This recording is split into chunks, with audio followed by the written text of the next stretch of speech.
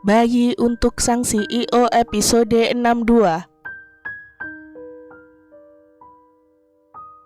Sejak keluar dari kamarnya, Melisa sudah menampilkan ekspresi sedihnya. Hal tersebut tentu terlihat jelas oleh Naya dan juga ibunya. Meski begitu, Naya dan sang ibu tidak mempertanyakan hal tersebut pada Melisa. Melisa pasti baru saja mendapat masalah dengan Satria. Terlihat juga Satria pergi ke kantor tanpa sarapan.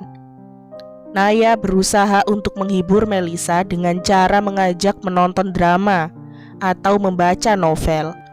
Lagi pula, nanti malam rencananya mereka akan kembali membuat Satria cemburu. Jadi, Melisa harus dalam keadaan baik-baik saja saat ini.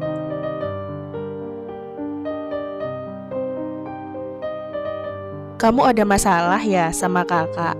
Apa dia ngomelin kamu tadi pagi? Karena kulihat tadi malam kamu tampak baik-baik saja dan terkesan membelanya. Tanya Naya kemudian. Pada akhirnya, Naya tidak mampu menahan pertanyaannya tersebut agar tak keluar dari bibirnya. Iya, sedikit. Akhirnya, Melisa menjawab dengan jujur.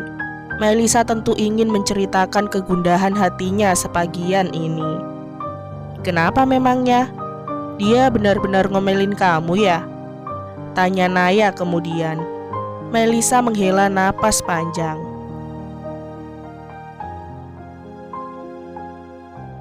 Lalu dia membuka suaranya lagi.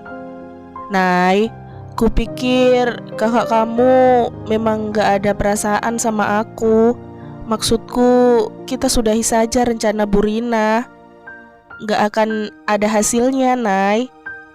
Mel, kamu gimana sih? Bukankah kamu mau perjuangin perasaanmu demi anak-anakmu? Kak Satria itu juga ada perasaan denganmu, Mel. Cuma dianya aja yang gengsian. Nay, tadi pagi aku sudah tanya sama dia, dan dia mengelak.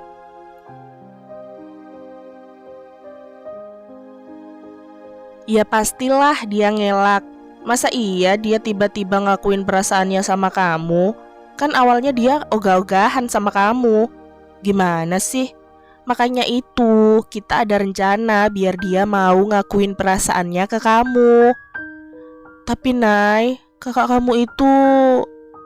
Melisa ragu mengatakannya. Apa? Kenapa dia? Tanya Naya dengan setengah mendesak. Satria itu masih berhubungan sama Fiona. Hubungan mereka itu pasti serius. Saat itu, aku dan ibu kamu melihat mereka di toko berlian.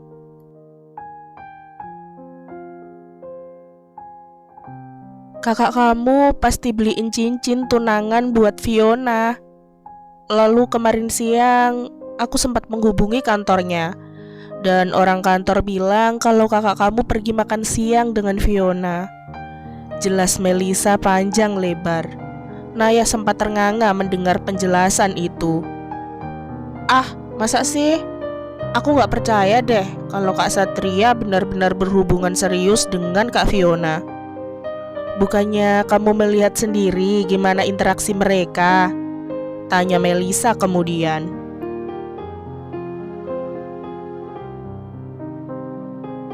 Iya sih, cuma ya tetap aja Kak Satria terlihat lebih intim denganmu. Naya masih tak mau mengalah. Melisa hanya menghela napas panjang. Sebenarnya, Melisa enggan berdebat dengan Naya. Melisa hanya ingin mengemukakan kegundahan hatinya. Hanya itu saja. Namun, Naya tampaknya terlihat sangat percaya diri dengan penilaiannya. Sudah ya, jangan dipikirin lagi. Kita lihat aja nanti malam. Kalau dia masih bersikap sok cool, mungkin memang benar apa yang kamu katakan.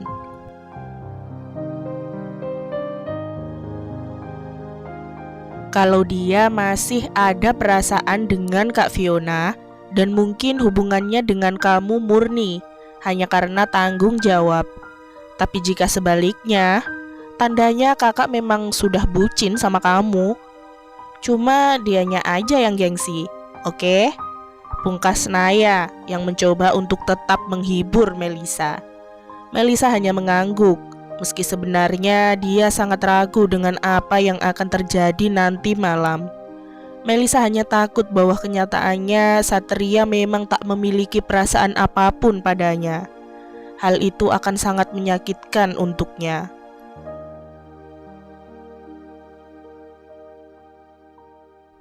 Hari ini Satria pulang lebih sore dari sebelumnya. Semuanya karena Satria memiliki pekerjaan di luar kantor. Ditambah lagi Satria juga sebenarnya sudah malas berhadapan terlalu lama dengan Melisa. Bukan karena Satria benci atau muak. Satria hanya takut jika Melisa kembali menanyakan pertanyaan terkutuk seperti tadi pagi. Sudah berkali-kali Satria mengakui bahwa dirinya memanglah bukan orang yang romantis. Dia tidak suka membahas tentang cinta dan sejenisnya. Baginya, cinta itu hanyalah omong kosong, seperti cinta ayahnya pada ibunya dulu.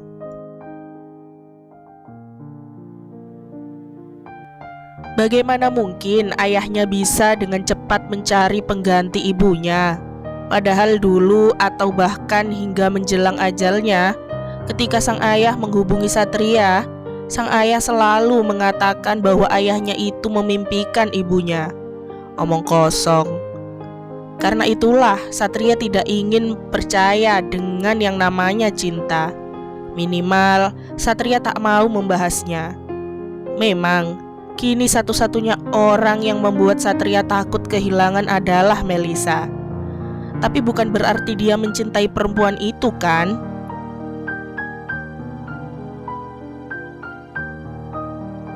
Itu hanya sebuah keintiman. Karena kini satu-satunya orang yang sangat dekat dengannya bahkan bisa menyentuh hatinya hanyalah Melisa. Baiklah, lupakan saja semua itu. Satria mengembuskan napas panjang ketika mobilnya sudah memasuki halaman rumah Adi Raja. Dia mengerutkan kening ketika mendapati sebuah mobil terparkir di halaman rumahnya. Satria keluar dari dalam mobilnya. Lalu dia segera masuk ke dalam rumah. Sampai di ruang tengah, Satria sudah mendengar keramaian yang terjadi di area meja makan. Satria segera menuju ke sana. Rupanya di meja makan sudah ada Rina yang sibuk menyajikan makan malam, Naya yang sibuk bercerita, Raymond dan Melisa yang duduk bersebelahan sembari mendengarkan cerita Naya dan tertawa bersama. Rasanya mereka sudah seperti keluarga. Bahkan mungkin mereka melupakan keberadaan Satria. Melihat Melisa yang tampak asik tertawa bersama Raymond membuat Satria akhirnya memutuskan untuk menuju ke arah meja makan. Kedatangan Satria tersebut menghentikan suasana cerita tadi. Karena semua yang ada di sana tampak diam dan menatap kedatangan Satria.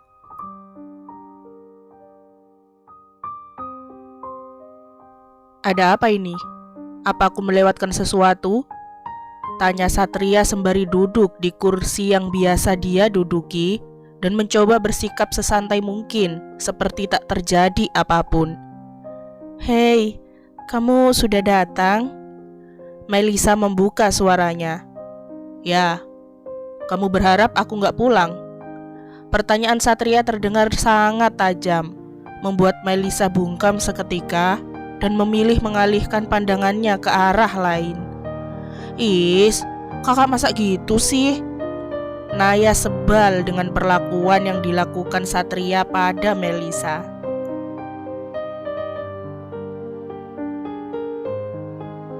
Nih, Kak Ray datang ke sini karena dia terang-terangan mau deketin Melisa. Soalnya kan kakak gak ngizinin Melisa keluar. Akhirnya, Naya secara terang-terangan membalas ucapan Satria yang tajam itu. Terang-terangan deketin? Tanya Satria. Dia mengira bahwa dia salah dengar. Iya, Soalnya kan kita semua yang di sini tahu gimana hubungan kakak dan Melisa yang sebenarnya, ucap Naya dengan berani. Ekspresi wajah Satria sudah mengeras.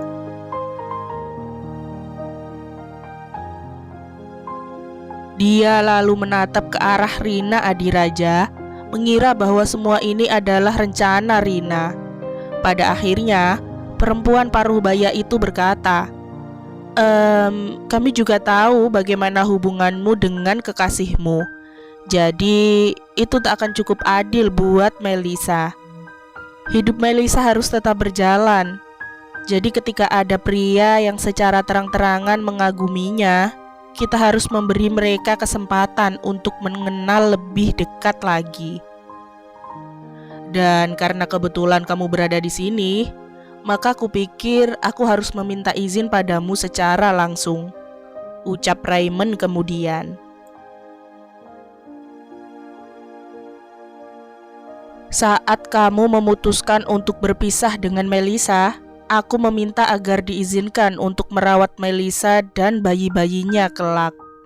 Sungguh, tak ada seorang pun yang tak tahu malu seperti Raymond, pikir Satria.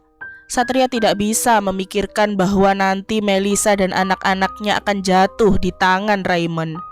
Kemarahan Satria tersulut seketika, seolah-olah sudah membuncah, membuatnya ingin menyembur siapa saja yang berada di hadapannya.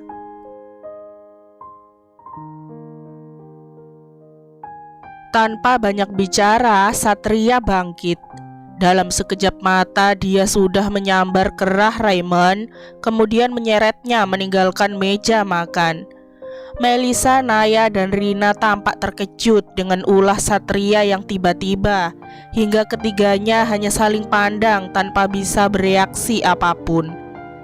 Lalu ketiganya segera bangkit dan menyusul Satria yang mungkin akan melakukan hal yang tidak-tidak dengan Raymond. Rupanya Satria membawa Raymond keluar dari rumahnya. Satria bahkan mendorong Raymond hingga pria itu sedikit sempoyongan.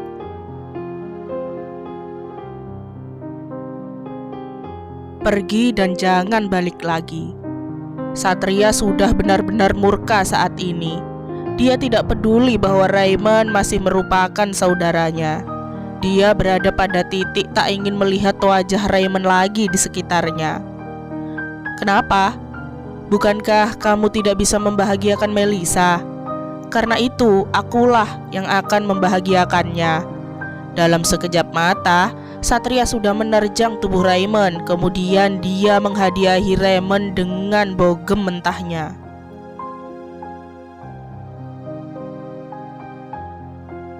Sungguh, Satria tak mampu lagi mengendalikan emosinya. Dia akan menghajar Raymond hingga masuk ke neraka.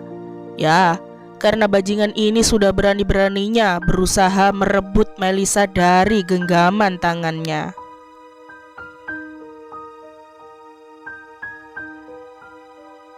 Bersambung, nantikan episode 63-nya ya. Jangan lupa like, komen, share, subscribe, dan nyalain loncengnya agar gak ketinggalan upload cerita-cerita selanjutnya. Bye-bye.